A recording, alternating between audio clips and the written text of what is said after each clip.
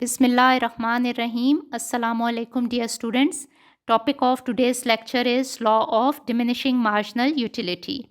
In previous lecture, we discussed the concepts of utility, and those concepts were total utility, marginal utility, and average utility.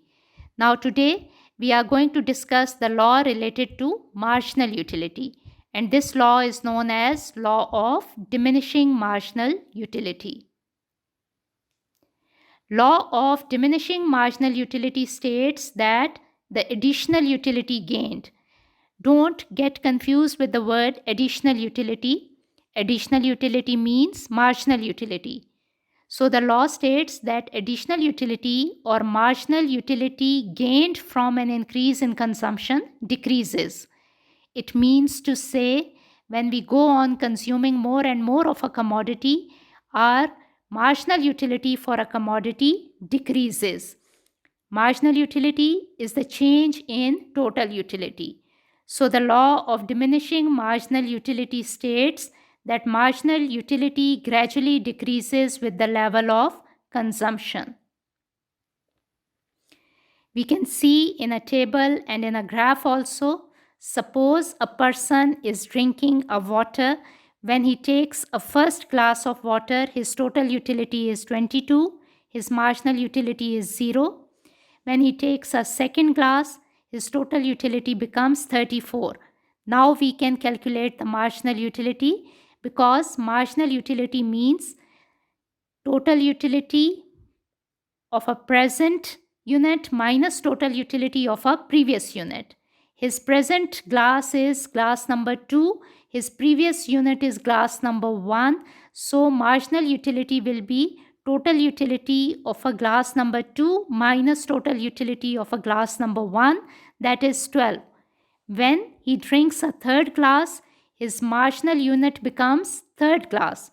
Now the marginal utility of a third glass will be total utility of a third glass minus total utility of a second glass, that is 44 minus 34 equals to 10. Third glass utility is 10. Marginal utility of a third glass will be 10.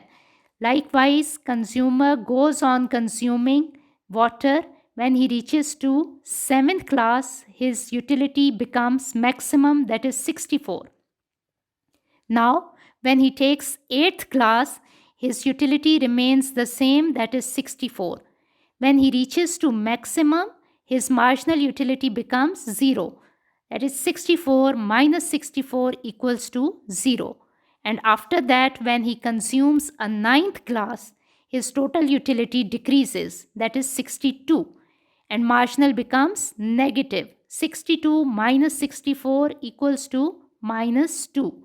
This is law of diminishing marginal utility, which states that when consumer increases more and more units of a commodity, or he consumes more and more units of a commodity, his marginal utility decreases, reaches to 0, and then diminishes. That is why it is said law of diminishing marginal utility. You can see it in the graph also. At first class, total utility is 22, while marginal is 0. At second, total is 34, marginal is 12. Total is 44 at third class, marginal is 10. Then total is 52, marginal is 8. Total is 58, marginal is 6. Total is 62, marginal is 4.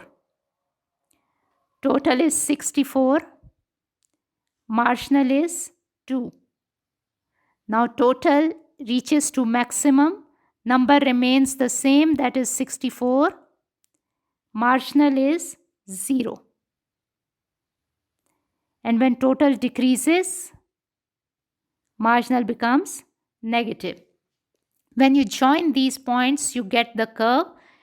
First curve will be known as total utility curve, and the other one is marginal utility curve. Now, Here again you can see total increases, reaches to maximum and then decreases. Marginal is 0. After that, marginal decreases. When total is maximum, marginal is 0. And when total decreases, marginal becomes negative. This is law of diminishing marginal utility, which shows a relationship that when total utility increases, marginal utility decreases. When total reaches to maximum, marginal becomes 0. And when total start decreasing, marginal becomes negative. Mathematical form of LDMU. LDMU stands for Law of Diminishing Marginal Utility. MU is for marginal utility. X indicates a commodity you are consuming. It can be apple, it can be banana, it can be anything. D stands for change. TU is total utility. So marginal utility of X commodity equals to change in total utility divided by change in units of X commodity. Or another way to find out mathematically, we use the formula marginal utility of X commodity equals to total utility of n number of units minus total utility of n minus 1 units. N means present unit, n minus 1 means previous unit. Assumptions of the law. First assumption is standard unit. Law assumes that there must be a standard for the unit of a consumer good. For example, a cup of coffee, pair of shoes. It shouldn't be a single shoe, pair of shoes, glass of water, plate of food. Second assumption is consistency in consumers' taste. This implies that the taste and preferences of consumers must remain the same during the consumption period.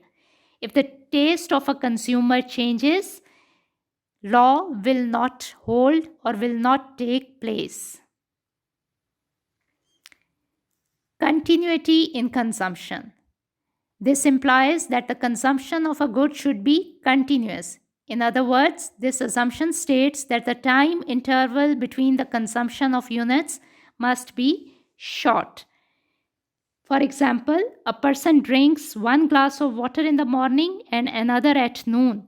Because of long interval between the drinking of 2 glasses of water, utility of a second glass may not be less than the first one. Reasonability. Reasonability means that the units of goods should be of standard size. For instance, it should be a glass of water rather than a spoon of water. If the size of a good is too small or large as compared to the standard size, law may not hold. Rationality.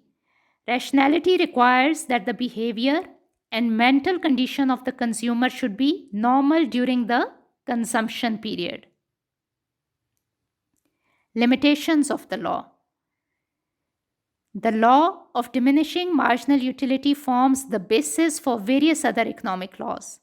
However, it is helpful for consumers to decide their expenditure, but still, law of diminishing marginal utility suffers from limitations. First limitation is unrealistic assumptions. We assumed that consumption will be continuous, taste and attitude of a consumer will not change. All these assumptions are unrealistic. Inapplicability. In some situations, this law is inapplicable. For example, in case of knowledge, if a person acquires more and more knowledge, his appetite for knowledge increases and utility of further study rises, whereas law says that with the increase in the consumption of something, utility decreases. Another limitation is in case of money. We also assume that utility of money remains constant, whereas in reality, utility of wealth or money does not remain constant. Some people argue that since money can be used to purchase every good, marginal utility of money does not fall. Similarly, to a miser, each addition in his wealth gives him more utility. And other possessions, in case of rare articles, articles of fashion, this law may not hold.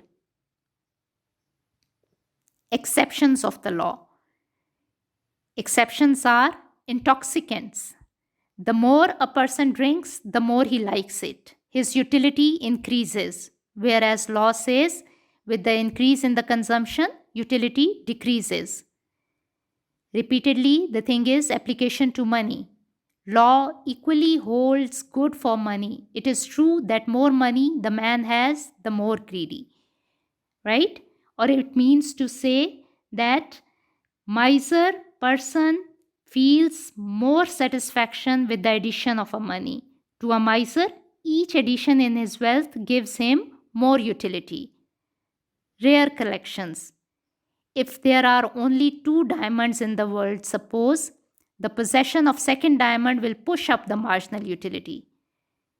Just like in the case of rare articles, some people say that those who are collecting real articles of historical importance get increasing satisfaction with new additions to their collection.